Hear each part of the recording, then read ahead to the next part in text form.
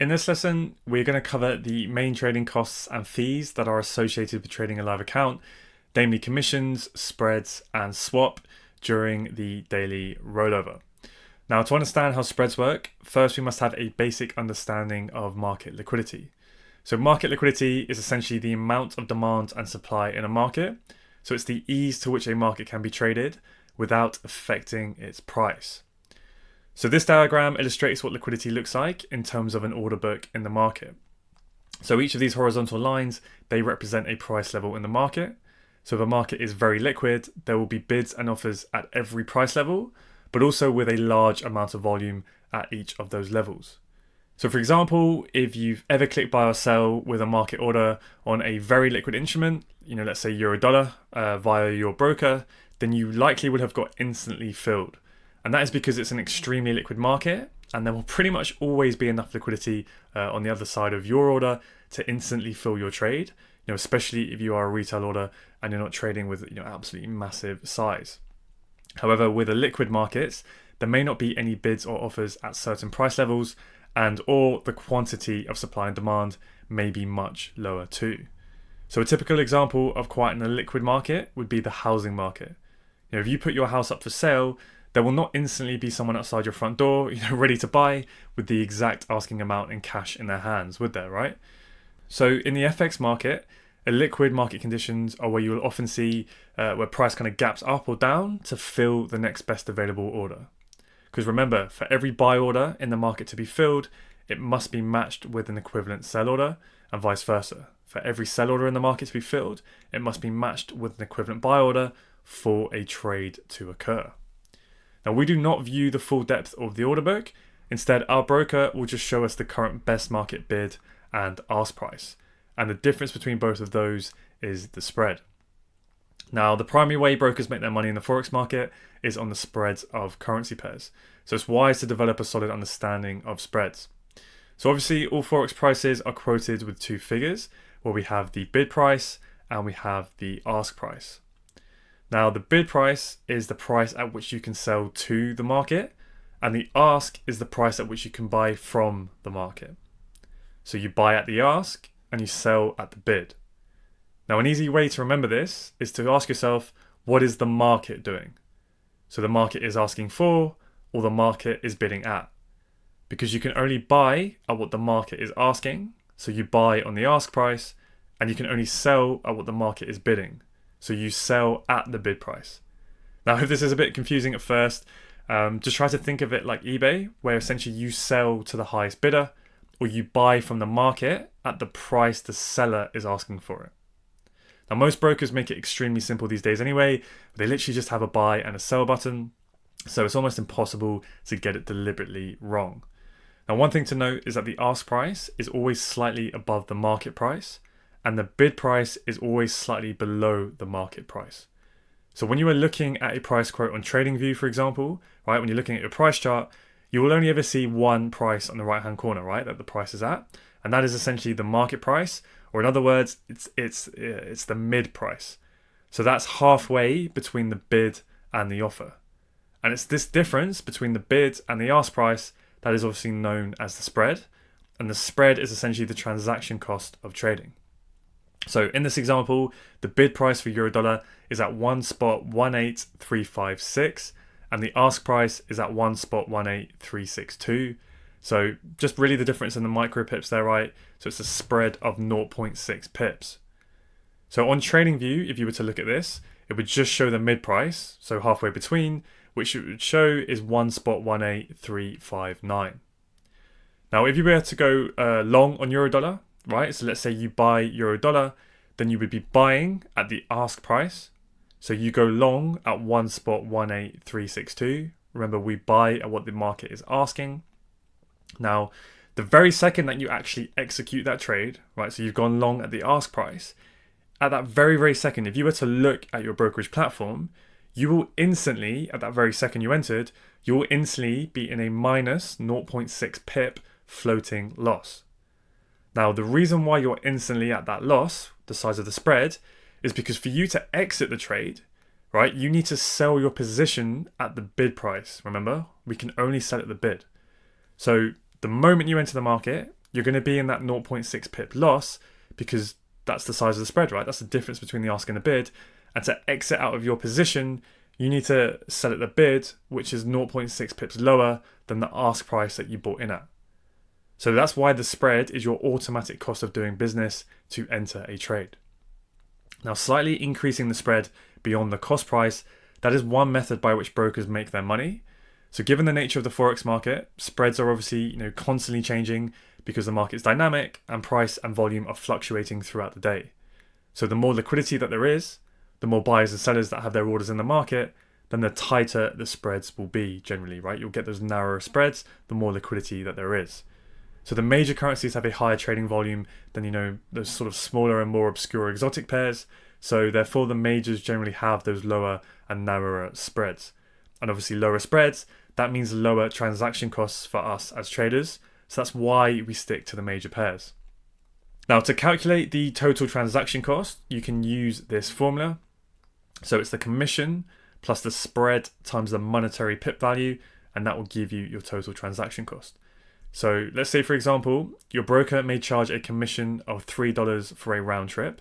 Now, a round trip, all that means is it's essentially the full cost for both entering and then also executing your position. So essentially it's just that total sort of cost in terms of your commission.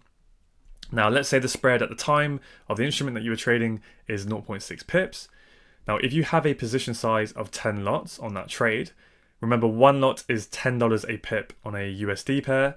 So that means 10 lots is $100 per pip.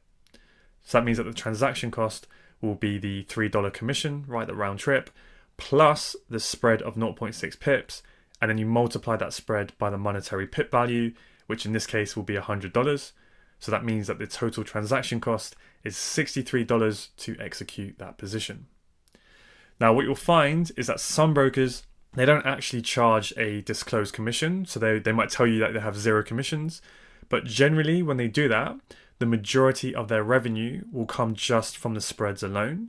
So what that means is those brokers who don't charge a flat commission rate, they generally tend to have much wider spreads than the brokers who actually do charge flat commissions.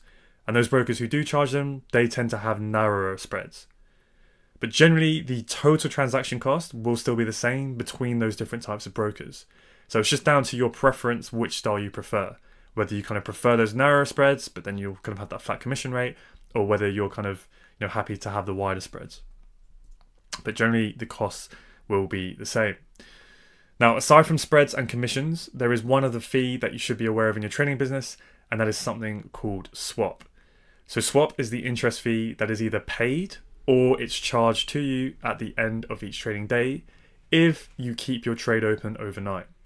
So in Forex, when you keep a position open through the end of the trading day, you will either be paid interest or you will be charged interest on that position, but it will depend on the underlying interest rates of the two currencies in the pair that you were trading. So at 10 p.m. GMT every weekday, the broker rolls your position over to the next trading day. So for example, let's say that you've got an open position on day 1. If you decide to hold this trade over into the next trading day, you will either pay or receive swap on your open position. Now, when you are trading on margin, so we are leverage trading, right? You will receive interest on the currency that you are long, but you will pay interest on the currency that you are short, right? Because you are borrowing that currency to go short. Now, the net difference between those is known as the carry, and traders are seeking to profit from this are known as carry traders. So positive carry, that results when you receive more in interest than you were required to pay, and it is added directly to your account. But then the flip side to that is if the net carry is negative, then obviously it is subtracted from your account. So for example, let's say you short pound dollar. And let's just say, for example, that the Bank of England at that time is paying out 0.1% interest, but maybe the US Federal Reserve, they are paying out 0.75% interest. So if you are short pound dollar, that would actually be a net positive carry trade, and you will earn 0.65% interest on your position each day. Because when you are long the currency that pays a higher interest than the interest charge of the currency that you are short, then that is why it is a net positive carry. Now, in reality, it is slightly harder to calculate the exact carry that you will earn or pay, because most brokers, They tend to charge a very small markup fee for overnight swaps, and there are a few more steps to the calculation. So if you are interested in learning a little bit more about this, I will post a link to an article in the lesson notes for you. Also, each broker will have a lot of detailed information on how they calculate swap fees for each pair. So just ask your broker for this if you do want to check it out. But the key takeaway that I kind of want you to learn and kind of be aware of with swaps is that if you are planning to hold a position for a long time, if you're more of a swing trader, this doesn't really apply so much to kind of day trades. But if you are kind of swinging that trade, but you're in a position where you're paying a negative swap, then you're obviously going to want to take this into consideration, because after a while it really can start to kind of slowly eat away at your profit. If the trade's not really going in your favor and it's kind of just going sideways for a long time, that's going to really start to chip away at your P&L. So it's not something massively to worry about, but unless you're kind of a really long-term trader, as it's nearly still always very minimal, but you should be definitely aware of it. Now, one last final thing that you should be conscious of is that when the daily rollover happens on the market close at 10 p.m. GMT each weekday night, because at that time, a lot of market participants, they don't want to pay the swap on their positions. So what they'll do is they'll exit the market, and then a lot of orders are also temporarily pulled. So what this means is that about an hour each side of the daily close, market liquidity is extremely thin. So the spreads widen dramatically. Now again, this varies from broker to broker and currency pair to currency pair, but I have seen some pairs widen as much as 30 pips. So a general rule that I think is really important to have in your trading plan is to never enter positions between 9 and 11 p.m. GMT, because you just do not want to be paying a ridiculously wide spread unnecessarily. Because I've seen a lot of new traders do this where they just have no idea that this happens, or they forget, and they even enter a trade around this time, let's say with a 5 pip stop, but the spreads are actually 10 pips, and then they get in, they instantly take a loss, and sometimes even worse, they get slippage as well. It's just you don't need to be doing that, so just make sure that is in your plan. So just wait at least an hour after the daily close until you see those spreads start to calm down again, and you'll see them start to narrow and come in a bit. So obviously take into account daylight savings when that changes twice a year, in terms of when the daily close may shift an hour forward or back for you. So also just keep an eye out on that. So that wraps up the fees that you should be aware with your brokers. Generally all of the major regulated brokers are extremely competitive on their fees. And you're trading Forex, especially compared to kind of other asset classes such as stocks and whatnot. Forex, in today's modern age, is probably the cheapest market there is to trade by a long way. You really don't need to spend too much time worrying about the fees, but obviously it's pretty prudent to be aware of what they are, how they work, and certain times of the day to avoid placing trades.